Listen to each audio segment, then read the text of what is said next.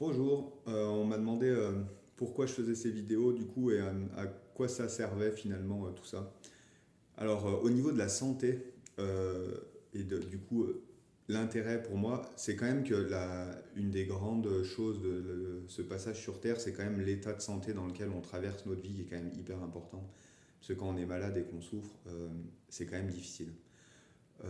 Il y a une des vidéos qui est très intéressante sur Tistria, là, sur YouTube. Il y a Bernard Weber, donc l'écrivain, qui explique son expérience, lui, vis-à-vis de ça, où il était condamné avec sa spondylarthrite ankylosante, si je ne dis pas de bêtises, à finir sa vie à partir d'une trentaine ou d'une quarantaine d'années, soit allongé, soit assis, de manière permanente, hein, évidemment. Et donc lui, il avait dit, bon, bah allongé, tu peux plus faire grand-chose, au moins assis, je peux travailler. Donc je finirai ma vie assis. Donc avec l'usage de ses mains évidemment, mais en fait ça allait souder les deux sacroiliacs. Enfin c'est comme ça qu'il le présente. Et en fait, le moment où donc il était dans un environnement professionnel, journaliste, nouvel observateur, qui lui convenait vraiment pas du tout. Et ce qui rêvait, c'était d'écrire des histoires, mais il savait ni comment ni par où euh, finalement passer pour faire ça. Je vous passe les détails, si ça vous intéresse. Il y a une interview d'1 heure à peu près sur Tistria sur YouTube. Et du coup, il explique qu'au moment, en fait, finalement, où il change de cap de vie, où il se met à devenir romancier suite à une rencontre avec une dame qui lui parle de ses vies antérieures, et finalement, il fait une régression par hypnose, où il se retrouve dans une vie, entre guillemets, antérieure, où il sera un Atlante, où il n'y a aucune souffrance dans son corps, etc. Et en fait, à ce moment-là, à la suite de ça, en fait, les symptômes de la spondylarthrite ankylosante disparaissent. Et malgré que ce soit une maladie qui soit quand même un déclenchement génétique, hein, la maladie disparaît, les symptômes aussi. Aujourd'hui, c'est le Bernard Weber qu'on connaît, donc a priori, qui n'a pas de douleur. En tout cas, ce qui est sûr, c'est qu'il n'a pas passé là les dernières années ni assis, ni allongé à faire uniquement à travailler. Voilà, et il a une vie somme toute normale, et lui, il le ramène vraiment au moment où il s'est retrouvé finalement à vivre ce qu'il faisait le plus rêver, de la manière dont ça le faisait le plus rêver. Finalement, avec tous les chamboulements que je crois que ça a occasionné dans sa vie, une séparation, un divorce, etc. Enfin, il y a eu, ça a quand même occasionné, je crois, un nombre de choses. Et du coup, il en arrive à une forme de guérison qui est quand même, somme toute, très inspirante. Là où on voudrait nous faire croire qu'il n'y a pas d'autre issue, à part finalement un traitement médicamenteux. Non pas que celui-ci soit non intéressant, parce que pour moi, en tout cas, il n'y a pas de dualité dans les choses. L'idée n'est pas de dire, ok, on supprime tous les médicaments, on se met tout ça à la méditation, c'est pas du tout le thème. Ce qui serait très caricatural, mais en tout cas de se dire, ok, à quel moment on utilise la médecine allopathique actuelle pour finalement supprimer les effets indésirables, parce qu'il y a quand même des antidouleurs, des antalgiques, etc., qui sont très puissants, qui nous permettent de vivre sans douleur. Et en parallèle de ça, finalement, aller creuser dans d'autres aspects de sa vie pour pouvoir régler définitivement les causes et les origines de la pathologie. Ça, c'est une chose. Il y a plein d'autres exemples comme ça. Moi, au cabinet, j'ai eu des personnes qui avaient des maladies génétiques. Le jour où ils sont devenus parents, les maladies génétiques ont disparu, par exemple. Et c'est des personnes qui disent, ah bah ça a été le plus beau jour de ma vie. À partir de là, ma vie a changé. C'est des gens du coup qui ont changé de travail, changé de lieu de vie, où il s'est passé plein de choses pour eux.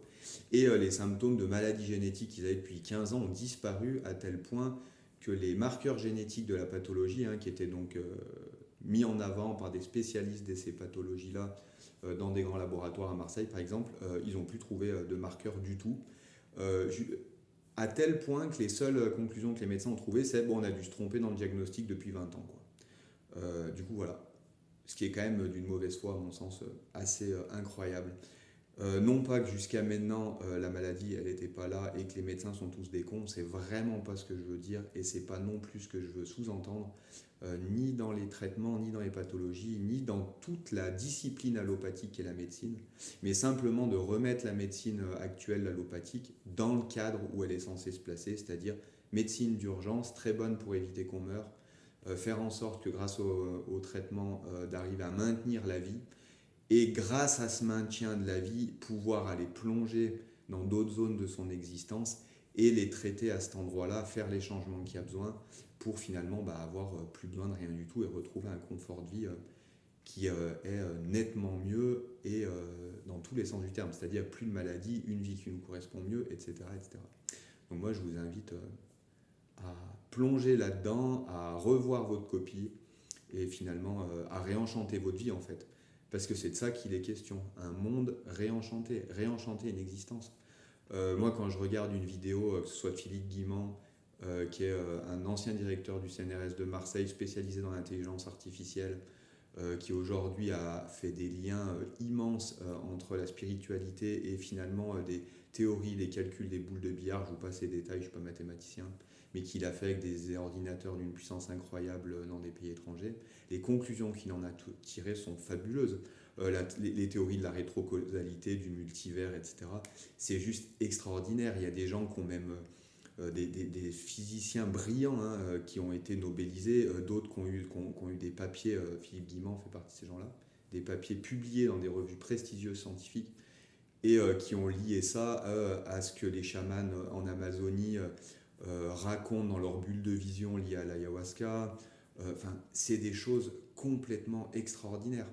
Et peu importe finalement, ça embellit la perspective qu'on a, la manière de concevoir notre monde, les potentialités qu'on peut s'offrir tous, la manière de rentrer les uns en relation, les sujets aussi qu'on peut aborder, parce que c'est quand même beaucoup plus stimulant de parler de rétrocausalité et comment finalement le monde marche et cet univers incroyable dans lequel on baigne, qui, selon Philippe Guimand par exemple, ce grand physicien du CNRS, on arrive à dire, bon ok, la matière elle n'existe pas, c'est un flux d'informations et c'est la conscience qui n'a donc rien à voir avec les activités neuronales du cerveau.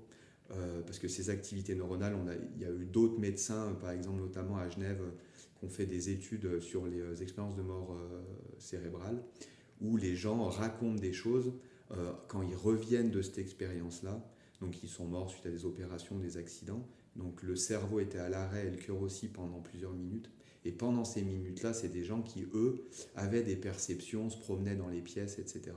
Ce qui montre que du coup, aujourd'hui, quand on dit la mort, par exemple, on ne sait pas ce qu'il y a après la mort, c'est une connerie. Il y a plein de gens qui y sont allés, qui sont revenus, quand on raconte des expériences complètement incroyables. Et donc du coup, ça montre bien que la conscience, elle est décorrélée de notre activité neuronale et électrique. Que c'est autre chose. Et donc pour y revenir, Jean-Philippe Guimand nous explique que donc cette conscience, qu'on ne sait pas vraiment ce que c'est, en fait se sert de l'information dans le champ qui est autour de nous et la structure en matière, en espace et en temps. Et c'est ce qui donne la réalité dans laquelle on vit. Et donc la réalité dans laquelle on vit, chacun est le produit de notre conscience individuelle. Et ça, c'est quand même incroyable. C'est-à-dire que l'intégralité de nos perceptions, de notre compréhension et de la structure du monde autour de nous vient de la manière dont on pense le monde. Et ça, c'est aujourd'hui, il n'y a même plus de discussion sur le sujet. Donc ça, c'est quand même un truc incroyable. Et de continuer, enfin les êtres humains qui souhaitent continuer à vivre dans un monde matérialiste, euh, avec une notion de cause à effet stricto sensu, et une vision de voir la vie et le temps linéaire qui va d'un point A à un point B avec un passé, un présent, un futur, où le passé est passé, le présent est présent et le futur n'existe pas, est une aberration. Aujourd'hui, les boucles de rétrocausalité, par exemple, elles ont été démontrées que le futur informe le présent, le futur informe le passé. C'est des time loops en permanence. Enfin, c'est des sujets incroyables. Et donc tout ça, voilà pourquoi je vous en parle, parce que ça me met dans un état, en tout cas, d'expansion et mon cerveau est très content. Il trouve ça très amusant, mais moi aussi, mon corps en entier répond à ça. Hein. Ça le stimule énormément. Et ça, il y a des potentialités d'application pour notre santé, notre mieux-être. Voilà pourquoi je parle de ça, pourquoi je aussi donne des soins. Et ça, c'est des choses où vous pouvez me stimuler et venir me demander des choses par rapport à ça. Et ce sera toujours une grande joie de pouvoir en parler, d'échanger. C'est aussi de ce dont je parle dans les retraites que je propose.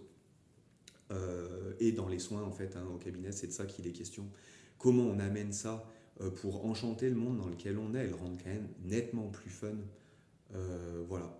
Du coup, là-dedans, ce que je viens de vous dire, il y a plein de subtilités, il y a plein de choses incroyables, mais en tout cas, on est dans un monde qui est beaucoup plus complexe, ne serait-ce que de se dire que le passé est informé par le futur, ça révolutionne complètement la manière de se positionner dans le monde. Se dire que moi, où la matière n'a pas de réelle existence, c'est la conscience qui structure l'information pour nous la rendre expérientiable, c'est quand même exceptionnel. Voilà. Donc je vous fais cette petite vidéo, pas si petite que ça, quand même 9 minutes 40, mais je pourrais en parler pendant des heures. Incroyable. Ouais. S'il y a des sujets que vous souhaitez que je développe, n'hésitez pas à me solliciter. Si ça répond positivement, je serais ravi de développer ça sur d'autres médias, peut-être sur Instagram ou sur ailleurs en tout cas. Voilà ce qu'il en est pour moi, ce que je fais pendant les soins, comment je vois les choses et finalement c'est ce qui se passe aussi pendant les soins énergétiques et ailleurs, les soins ostéopathiques. On réinforme un système différemment que sur son mode d'information. Ça, c'est quelque chose que j'ai pu expérimenter pendant les 3 semaines de diète en Amazonie avec Elisa Vargas, chamane incroyable, maestra des plantes, exceptionnelle. Moi, ce que j'ai vécu avec elle est la compréhension des corps énergétiques, des boucles de pensée, etc. Juste de la folie. C'est juste extraordinaire. Et ce que j'ai pu expérimenter aussi sur des autres strates de dimension en Inde, dans le temple avec Mauna Yogi, extraordinaire, extraordinaire. Voilà, il y aurait énormément de vidéos là-dedans pour en tout cas donner une vision des choses exceptionnelles. Voilà. Si vous avez envie d'en savoir plus, n'hésitez pas à me solliciter, je serai ravi de vous répondre.